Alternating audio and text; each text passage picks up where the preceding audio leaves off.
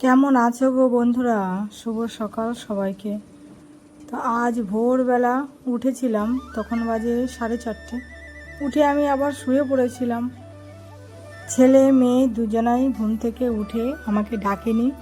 আমি শুয়ে আছি দেখে ওরা দুজনও রেডি হয়ে নিজেদের মতন স্কুলে চলে গেছে।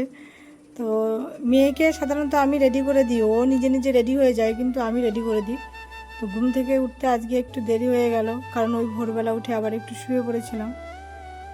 উঠে দেখি দুজনাই স্কুলে চলে গেছে। তো উঠে ছেলের ঘরে ঢুকেছি, বিছনা কাঁথা এমনভাবে ওর ঘুমোয়, বালিশ কোল বালিশ সব উল্টে পাল্টে যায়। সব রেডি করে সব ঘরগুলো পরিষ্কার টরিষ্কার করে তারপরে আমি একটু বসবো।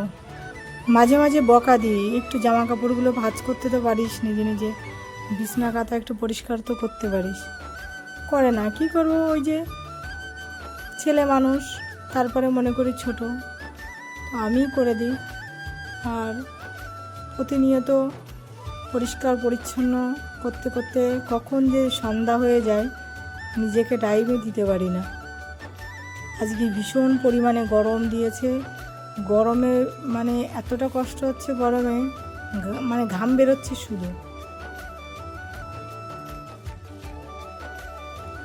এই 18টা বছর এই একই কাজ করেই চলেছি। তো কাজ দিন দিন আর কাজ আরও বাড়ছে, কমছে আর না। আর একটা অপরাজিতা গাছের চারা এনে লাগিয়েছিলাম, এটা চারা না বীজ দিয়েছিলাম, যে বীজ থেকে এত সুন্দর দুটো গোলাপ ফুটেছে। আর বীজ থেকে এত সুন্দর যে অপরাজিতা ফুল হয়, আমরা বলি নীলকণ্ঠ বা অপরাজিতা।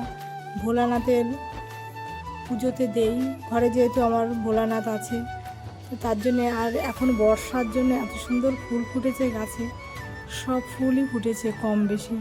খুব ভালো লাগে, ফুলটা ফুটলে সকালবেলা দেখলে খুব ভালো লাগে।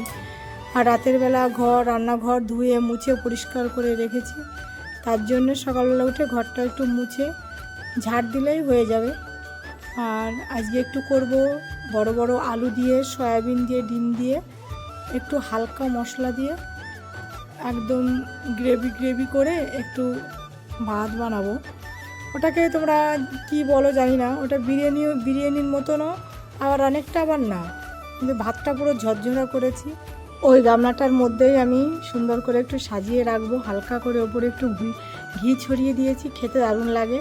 তোমরাও করতে পারো, যখন খুব ব্যস্ত থাকি তখন আমি তাড়াহুড়ো করে এই খাবারটাই বানিয়ে দিই। কিন্তু সত্যি কথা, এমনি তো আর ডিমের ঝোল ভাতের চাইতে আমার ছেলে মেয়ে এইটা কিন্তু ভক্তি করে খায়, আর ভালোও খায়, ভালোও লাগে খেতে।